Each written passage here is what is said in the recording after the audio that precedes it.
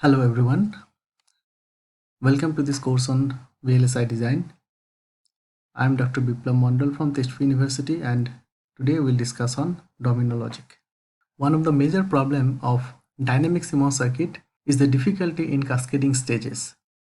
When we cascade a multiple number of stages, then the subsequent stages produces erroneous output. I have discussed about dynamic logic circuits in my previous video entitled Dynamic Circuits. Very briefly, during Pitcher's event, when the clock signal is equal to 0, the output of every stages pitches to logic high. That means F1 bar, F2 bar will be 1. When evaluation starts during the rising edge of phi, if the input combinations of the first stage V in 1 are such that short circuit is established between the output node of this stage and the ground, the F1 bar will evaluate from 1 to 0, or this F1 bar will change from 1 to 0. Now F1 bar is connected to the input of the next stage. So during the time F1 bar makes a transition from 1 to 0, the transistor connected in the F2 block to this signal will remain on, and this results into an accidental discharge of output of the second stage. And this is also true for the subsequent stages connected to this circuit. So when one or more input of any stage makes 1 to 0 transition during the evaluation phase in a conventional dynamic circuits, we encounter with accidental discharge of subsequent stages. In this video, I will discuss on possible solution for this cascading of dynamic circuits. A simplest solution to this cascading problem is to add a static inverter at the output of every dynamic stage. As it can be seen in this figure, so this is the dynamic stage, and the output of this we have connected a static inverter. When phi is equal to 0, the output of this stage will be pitches to VDD, and the output of this inverter that acts as a buffer will be 0. Now during evaluation, when clock signal changes from 0 to 1, there are two possibilities for this output F1 bar. This may either remain high if the input combination is such that it is an open circuit from here to here, F1 bar may remain high, or if a short circuit exists here, then the output F1 bar may discharge to 0, or it can make a 1 to 0 transition. However, it may be noted that there cannot be a 0 to 1 transition for this F1 bar. Similarly, during evaluation, the output of the inverter can be either to remain at the previous value of 0, or it can make a 0 to 1 transition. If F1 bar makes a transition from 1 to 0, then the output of the inverter can make a 0 to 1 transition. So there cannot be a 1 to 0 transition for the output of the inverter during the evaluation phase. And if you remember, this is the problem of a conventional dynamic circuits, or cascading of conventional dynamic circuits, during which the input of any stage, if makes a 1 to 0 transition, then it results into some erroneous output for the subsequent stages. So since F1 bar is not allowed to have a 1 to 0 transition, this will keep the transistor connected to this off during the start of the evaluation period. Let us now cascade two dynamic stages with a static inverter in between. So this is the two stage 1 and stage 2, and an inverter is used, static inverter is used in between the two stages. During pre-charge, as usual, the output of every stage will be pitches to logic high. So F1 bar and F2 bar in this circuit will pitches to VDD. Consequently, the output of this static inverter will remain 0. Now, during the pre-charge event, in pre-charging the output of this stage, there will be associated some amount of delay. The charging of this output node may not be instantaneous, and it will take certain amount of time. So if I look at this waveform, So D1 is the delay associated with rising of the output node F1 bar from 0 to 1. Consequently, there will be some additional delay associated to F1, the inverter delay, and this will be the amount of delay for this F1 bar to change from 1 to 0. However, during pitchers, the input signal are also settled to the specific values or the desired specific values. In this case, F1 is also act as an input to the next stage, and it has also settled to its correct value at the edge of the evaluation. So I can say that at the edge of the evaluation, all the inputs are actually settled to their actual or correct values. Let us now see what happens during the evaluation period. During evaluation, the output of the first dynamic stage can make at most a 1 to 0 transition, or other way I can say the output of the static inverter can make at most a 0 to 1 transition. So in the waveform, say the D3 is the amount of delay that is associated during the transition from 1 to 0 for the output node, and similarly D4 is the delay associated to the inverter to make a 0 to 1 transition. It may be noted that during the time the output of this inverter makes a 0 to 1 transition, the transistor connected to this input will remain off. Since the signal is low, so the transistor will remain off. So this will not allow the output to discharge accidentally. Only when the output of the static inverter rises to its correct value, the corresponding transistor in the logic block F2 will turn on and the discharge of the output node will be allowed. The output F2 bar can only change its state only when the input F1 rises to its logic value of 1 after a delay of D4. So this stage can only evaluate once the evaluation of this stage is complete. Only when F1 makes its transition from 0 to 1, then only the evaluation of this stage is allowed. This is similar to a domino phenomena where the stages collapse one after another. Hence, the logic is called domino logic. One of the advantages of domino circuit is that the domino circuits are faster than conventional CMOS logics. This is because of their low parasitic capacitances. The clocking is also straightforward since a single clock can be used to precharge and evaluate any number of stages. The only thing that we have to take care of is that the signal propagation delay does not exceed the span of evaluation phase. Domino circuit also presents some drawback, like only non-inverting structures can be implemented in domino fashion. Inversion is possible with additional stages of CMOS circuits. They have low noise margin for low signal and they are affected by charge sharing between the output and intermediate node, and that may result into erroneous outputs. So some of this drawback will be discussed in the further slides and solution for such drawback will be addressed. You know it well that the output node of a dynamic circuit needs periodic refreshment.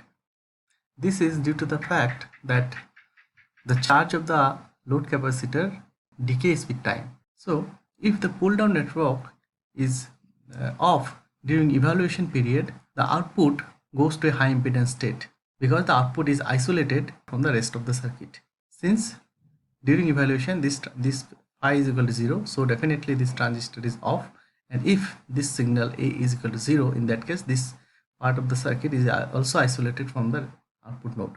So the output node is isolated and we say the output node goes to a high impedance state. In this situation, the voltage of the output node should remain to its previous pitcher's value. However, because of some leakage component, the voltage level of the output node or the charge of the load capacitor actually reduces. This is depicted in this figure where you can see that during the pitcher's event, the output node is pitched to VDD, and then when evaluation starts, if the pull down network is off, the charge should remain to this pitcher's value. However, because of leakage component, the value actually deteriorates and output voltage level falls. which again rises to its to VDD in the next recharge cycle. This requires the output node of the dynamic circuit to be periodically refreshed, and therefore there is a need of a minimum clock frequency for dynamic circuits. Now one may wonder where the lost charge goes, or how the charge is lost from the output node. Two components of leakage current are responsible for the loss of charge of the output node. One of them is the subthreshold current from the drain to source of the NMOS transistor, and the another component of leakage current flows through the reverse biased diode of the diffusion area. If you look at the cross-sectional picture of the transistor, NMOS transistor, you can see that there is a reverse bias diode connected between the drain and the substrate. Through this, a leakage current flows and results into decay of the output node. It may be noted that the PMOS precharge transistor counteracts to some extent discharge of the output node through the pull-down network by contributing some leakage current due to subthreshold conduction and reverse bias diode. Dynamic circuits are also affected by a phenomena what we call charge sharing that occurs when two capacitive nodes charged at different voltages are connected through pass transistors. In this case, maybe the node V out and Vx are connected through a pass transistor, this one. So whenever this transistor turns on, there may be a possible sharing of charge if the nodes are precharged to different values.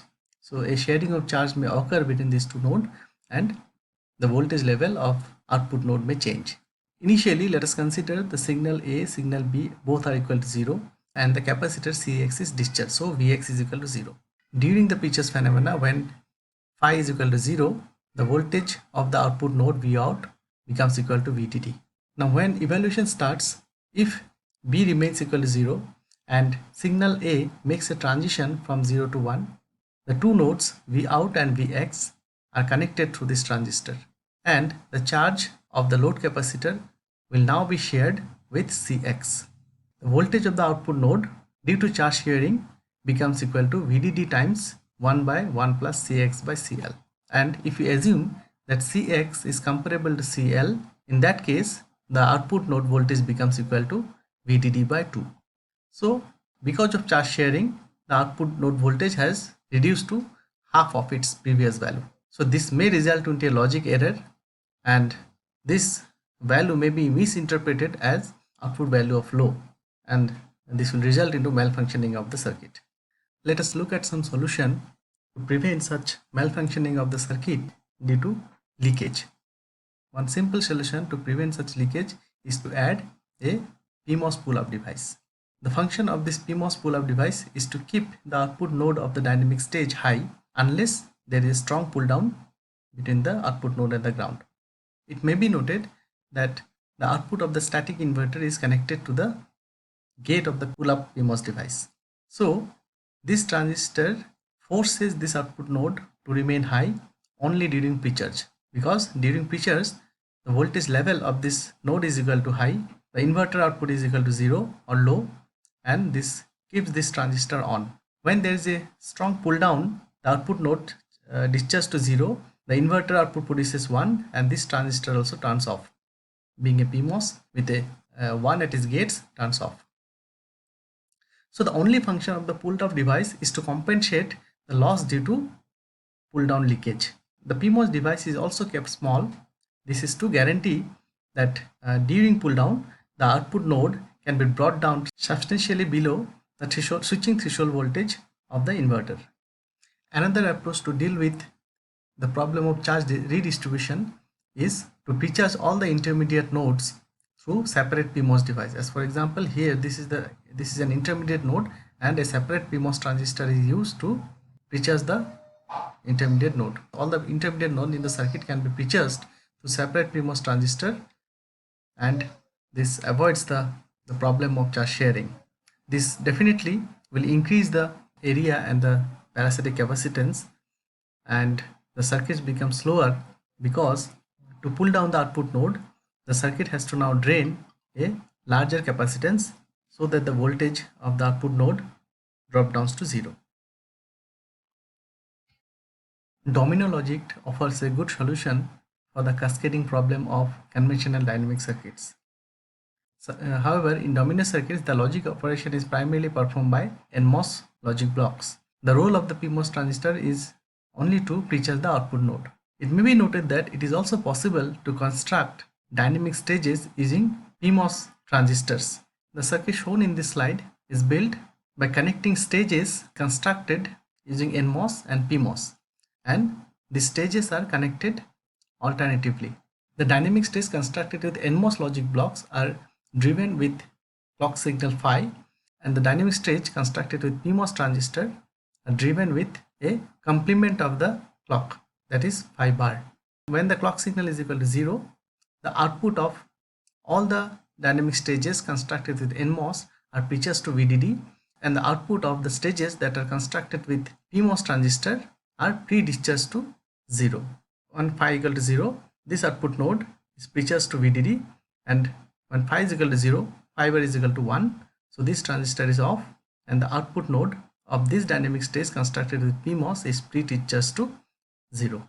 When phi makes a transition from 0 to 1, the output of this NMOS block evaluates, that causes this output node to go from 1 to 0. In this stage, the transistor turns on, and since this is also equal to 0, so this transistor is also on, and the output of this PMOS stage is precharged to VDD.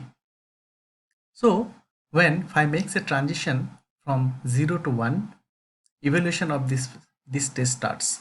So the output of this node evaluate from 1 to 0. This makes this output node to be 0. So when this becomes 0, the corresponding transistor here turns on, and now this stage is ready to be evaluated. Since phi is equal to 1, phi bar is equal to 0, so this is on, and the output node of this stage can be precharged to VDD. Once this reaches its precharged value of VDD, the transistor in the next stage turns on. So now this stage is now ready to be evaluated, and this output can evaluate from 1 to 0. So like this, one after another stage evaluates. So first this stage evaluates, then it makes this stage to be evaluated, and then the evaluation of the next stage occurs. So one after another the stages evaluate. This logic circuit does not require any requirement of a static inverter to be connected at the output of every dynamic stage. This is also compatible to domino CMOS logic. So this logic is called NODA CMOS logic or NP domino logic. These are the references that were followed to make this video. Thank you.